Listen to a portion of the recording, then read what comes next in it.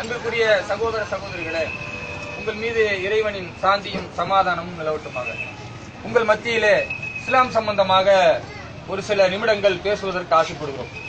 நாம் வாழக்கூடிய இந்த இந்தியாவில் இந்துக்கள், முஸ்லிம்கள், கிறிஸ்துவர்கள் ஒன்றிணைந்து தாய் பிள்ளையாக, மாமன் மச்சான்களாக சகோதரத்துவத்தோடு வாழக்கூடிய நேரத்தில் ஒவ்வொரு மதத்தினரும் பிற மதத்தை பற்றி அறிந்து கொண்டால் நமக்கு மத்தியில் இருக்கக்கூடிய இந்த சகோதரத்துவம், இந்த அன்பு இன்னும் வலுப்படும் என்ற அடிப்படையிலே இந்த பிரச்சாரத்தை நாங்கள் முன்வைக்கிறோம். இஸ்லாம் என்ற இந்த மார்க்கம் எதை சொல்லுகிறது என்றால், ஒன்றே குலம் ஒருவனே இறைவன் என்ற ஒரு கொள்கையை சொல்லுகிறது. அது என்ன ஒன்றே குலம் ஒருவனே இறைவன் என்பது இஸ்லாம் மட்டுமா சொல்லுது? அறிஞர் அண்ணா சொல்லியிருக்கிறார், ராமலிங்க அடிகளார் சொல்லியிருக்கிறார், ஆரம்ப காலத்தில் வாழ்ந்த சித்தர்கள் சொல்லியிருக்கிறார்கள். மாற்று கருத்தில்லை, அது இஸ்லாமும் சொல்லுகிறது. ஒரு வித்தியாசம் என்னவென்றால், இதை நடைமுறைப்படுத்துகிறது இஸ்லாம். எப்படி? இந்த ஒட்டுமொத்த உலகத்திற்கும் இஸ்லாம் கடவுள் கொள்கையை சொல்லும் பொழுது ஒரே ஒரு கடவுள் இருக்கிறார் அப்படின்னு சொல்லுது. ஏன் நிறைய கடவுள்கள் இருக்கத்தானே செய்யலாம் என்ற கேள்விகள் உங்கள் முன்னால் எழலாம். உதாரணத்துக்கு நீங்க புரிந்து கொள்ள மாதிரி சொல்லணும்னா, இப்ப நாம இந்த பஸ்ல பயணம் செய்யறோம். இந்த பஸ்ல பயணம் செய்யும் பொழுது 2 டிரைவரை கொடுத்து 2 ஷேரிங் கொடுத்தா என்ன நடக்கும்? ஒருத்தர் ரைட் திருப்பி ஒருத்தர் லெப்ட் திருப்பினா நம்ம போற இடத்த விட்டு வேற இடத்துக்கு போய் சேர்ந்துருவோம். அப்ப ஒரு வண்டிக்கு ஒரு டிரைவர் தான் இருக்கணும்னு நம்ம பகுத்தறிவு சொல்லுது. ஒரு மாநிலத்துக்கு 2 முதல்வர் தர முடியுமா? ஒரே நேரத்துல ஜெயலலிதா அம்மாவும் முதல்வரா இருக்கட்டும், கலைஞர் ஐயாவும் முதல்வரா இருக்கட்டும் என்று சொன்னால், அம்மாவுக்கு பிடிக்கிறது ஐயா செய்ய மாட்டாரு, ஐயாவுக்கு பிடிக்கிறது அம்மா செய்ய மாட்டாங்க. மொத்தத்தில் ஒரு மாநிலம் சரியாக இயங்காது. அதே மாதிரி ஒரு நாட்டுக்கு 2 பிரதமர் வைக்க முடியுமா? நரேந்திர மோடி அவர்களும் பிரதமரா இருக்கட்டும், மன்மோகன் சிங்கும் பிரதமரா இருக்கட்டும்னா, இவருக்கு போடுற திட்டங்களை அவர் நடைமுறைப்படுத்த மாட்டாரு, அவர் போடுற திட்டத்தை இவர் நடைமுறைப்படுத்த மாட்டார். அப்ப என்ன நடக்காது? ஒரு எந்த திட்டங்களும் ஒரு நாட்டில் சரியா செயல்படுத்த முடியாது. அப்ப ஒரு பஸ்ஸுக்கு ஒரு டிரைவர் தான் இருக்கணும், ஒரு மாநிலத்துக்கு ஒரு முதல்வர் தான் இருக்கணும், ஒரு நாட்டுக்கு ஒரு பிரதமர் தான் இருக்கணும்னா, இந்த ஒட்டுமொத்த உலகத்திற்கும் ஒரே பரம்பொருள், ஒரே சக்தி, ஒரே இறைவன் இருக்க வேண்டும் என்று இஸ்லாம் சொல்லுது. அந்த கடவுள் கொள்கையை சொல்ல இஸ்லாம் கடவுளுக்கு இவ்வளவு இலக்கணங்கள் சொல்லுது. எப்படி இலக்கணம்? நீங்க கடவுள் ஒருத்தரை நம்புறதா இருந்தா அந்த கடவுளுக்கு எந்த தேவையும் இல்லைன்னு நம்புங்க. கடவுளுக்கு வாழைப்பழம் தேவையில்லை, கடவுளுக்கு ஊதுபத்தி தேவையில்லை, கடவுளுக்கு சாம்பிராணி தேவையில்லை. கடவுள் நமக்கு கொடுக்கிறவரா இருக்கணும். கடவுள் எப்படி இருக்கணும்? நமக்கு கொடுக்கிறவரா இருக்கணுமே தவிர நம்ம கிட்ட வாங்குறவரா இருக்கக்கூடாது. கடவுளுக்கு நாம 10 ரூபா போட தேவையில்லை என்று இஸ்லாம் சொல்லுது. அப்ப கடவுளுக்காக எதையும் செய்ய தேவையில்லை, கடவுள் தான் உனக்கு செய்வா இருப்பான்னு சொல்லுது இஸ்லாமிய மார்க்கம். அது மட்டுமல்ல, கடவுள் ஒருத்தரை நம்புறதா இருந்தா அந்த கடவுளுக்கு தாய் தகப்பன் இருக்கக்கூடாதுன்னு சொல்லுது. தாய் தகப்பனை கடவுளுக்கு இருப்பாரையானால் அவர் ஒரு காலத்துல பிறக்கிறார்னு அர்த்தம் வரும். கடவுளே ஒரு காலத்துல பிறக்கிறார்னா அவர் இந்த பூமியில் பிறப்பதற்கு முன்னால் இந்த வானம், பூமி, சூரியன், சந்திரன் இதையெல்லாம் யார் படைச்சா அப்படின்னு ஒரு கேள்வி வரும். அப்ப கடவுள் பிறக்கக்கூடியவரா இருக்கக்கூடாது.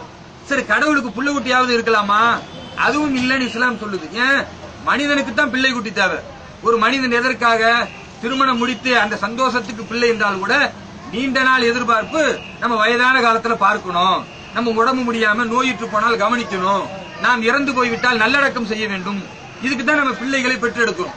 அப்ப கடவுளுக்கும் அது மாதிரி பிள்ளைகள்னா, கடவுளுக்கு வயசாயிருமா? கடவுளுக்கு நோய் வருமா? கடவுள் முதுமை அடைவாரா? கடவுள் நம்மள மாதிரி ஒரு நாள் இறந்து போய் கடவுள் பிள்ளைங்க போய் அடக்கம் பண்ண போறாங்களா? அப்படி எதுவுமே நடக்க போறது இல்லை.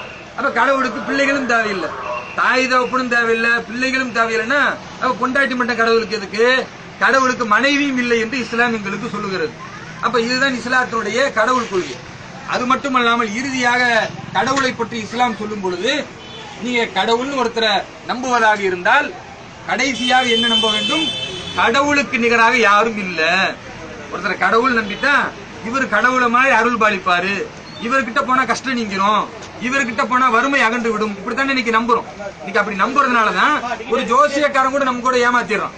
ஒரு கடவுளின் பெயரால ஜோசியக்காரன் போய் கையை நீட்டினா உனக்கு 2 வருஷத்துல நீ செல்வ செழிப்பாயிருவ, 3 வருஷத்துல உனக்கு குழந்தை பிறந்துரும், 5 வருஷத்துல அதாயிருவ இதாயிருவன்னு சொல்லி நம்ம ஆசைகளை மூட்டுகிறான்.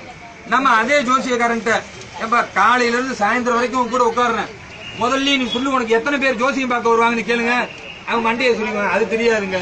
ஏண்டா உன் வாழ்க்கையை பார்ப்பதற்கே உனக்கு தெரியலன்னா பிறருடைய வாழ்க்கையை எப்படி கணிக்க முடியும்? அப்ப இது நல்லா தெரியுது, நம்மளை வைத்து மூட நம்பிக்கை ஏற்படுத்துகிறார்கள்.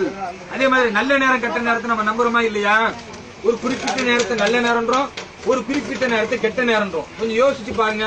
10 வருஷம் குழந்தை பிறக்காத ஒருத்தருக்கு ஒரு ஆம்பளை புள்ள கெட்ட நேரத்துல பிறந்துருச்சு வைங்க, முன்னாடி கெட்ட நேரத்துல குழந்தை பிறந்துருச்சு, தூக்கி குப்பையில போடு அப்படின்னு சொன்னா யாராவது ஏத்துக்குவாங்களா? எனக்கு இதுதான்டா நல்ல நேரம், அந்த பிள்ளையை தூக்கி கொஞ்சுவான். ஏன்னா அவனுக்காக நல்ல நேரம்.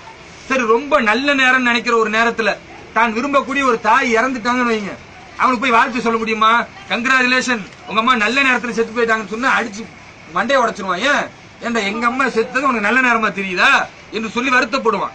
அப்ப நல்ல நேரமும் கெட்ட நேரமும் ஒவ்வொரு மனிதனுக்கும் அவனுக்கு ஏற்படக்கூடிய சம்பவத்தை வைத்து தானே தவிர எல்லாருக்கும் 7 to 8 கெட்ட நேரம், எல்லாருக்கும் 8 to 9 நல்ல நேரம் அப்படியா?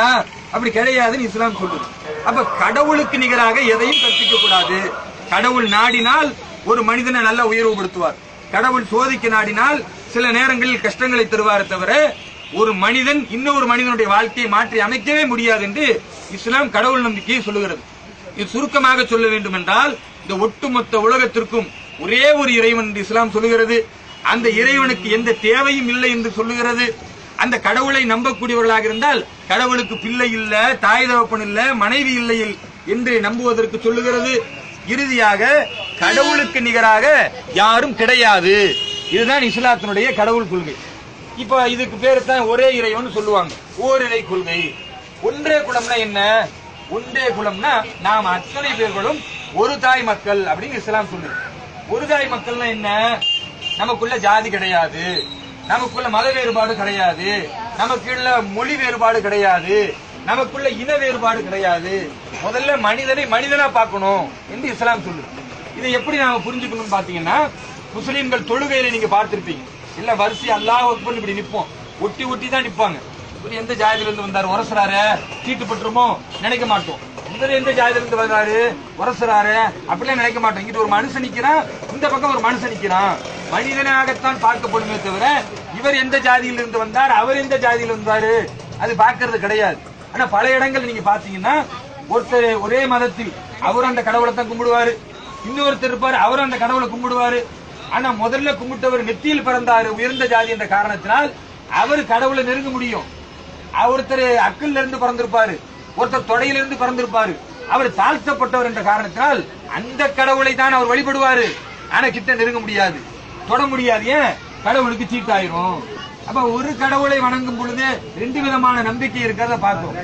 ஆனா இஸ்லாம் என்ன சொல்லுதுன்னா, கடவுள் 2 ஜோடியை தான் படைச்சார், ஒரு ஆணு ஒரு பெண். ஒரு ஜோடியை படைச்சாரு. இந்த ஒரு ஜோடி தான் பல்கி பெருகி இன்னைக்கு பல கோடி மக்களாக இருக்கிறோம். அப்ப எந்த மதத்தால் நாம் இருந்தாலும், எந்த மொழி பேசினாலும், எந்த நாட்டில் இருந்தாலும் நாம எல்லோரும் சகோதரர்கள், நாம எல்லாம் சகோதரிகள் என்ற ஒரு குடும்பத்திற்குள் வந்து விட்டால் மதத்தால நமக்குள்ள சண்டை வராது, மொழியால சண்டை வராது, இனத்தால் சண்டை வராது, ஜாதியால சண்டை வராது. இன்னைக்கு என்ன நடக்குது? ஒரு ஜாதியினால வெட்டிக்கிட்டு குத்திக்கிட்டு சாகர எல்லாமே பார்க்கிறோம். மொழி வெறியினால அந்த மாநிலத்தில் உள்ளவன் இந்த மாநிலத்துக்கு தண்ணி தராம மறுக்கிறத பார்க்கிறோம். அதே மாதிரி தேசத்தின் வெறியால ஒரு நாடு இன்னொரு நாடை அழிப்பதை பார்க்கிறோம். இதுக்கெல்லாம் என்ன காரணம்? நீ வேற நான் வேற நினைக்கிறானே ஒழிய நாம எல்லாம் ஒரு தாய் மக்கள் நினைச்ச இந்த பிரச்சனை வருமா? வராது. அப்ப இஸ்லாம் சொல்லுது ஒன்றே குலம், நாம் எல்லாம் ஒரே குலம் தான், மனித ஜாதிகள். அப்ப இந்த மனித இனத்தை நினைக்கணுமே ஒழிய நமக்குள்ள என்ன செய்யக்கூடாது? பிரிவுகள் இருக்கக்கூடாது. அதே போன்று இந்த ஓரிரை கொள்கை என்பது ஒட்டுமொத்த உலகத்திற்கும் ஒரு இறைவன் தான் இருக்க முடியும் என்று இஸ்லாம் சொல்லுகிறது. ஆக இந்த பிரச்சாரம் என்பது இந்த இரு கொள்கையை சொல்லுவதற்காகத்தான். இப்படிப்பட்ட இந்த பிரச்சாரத்தை இவ்வளவு நேரம் அமைதியாக கேட்ட உங்கள் அனைவருக்கும் நன்றி கூறி விடைபெறுகிறோம். நன்றி.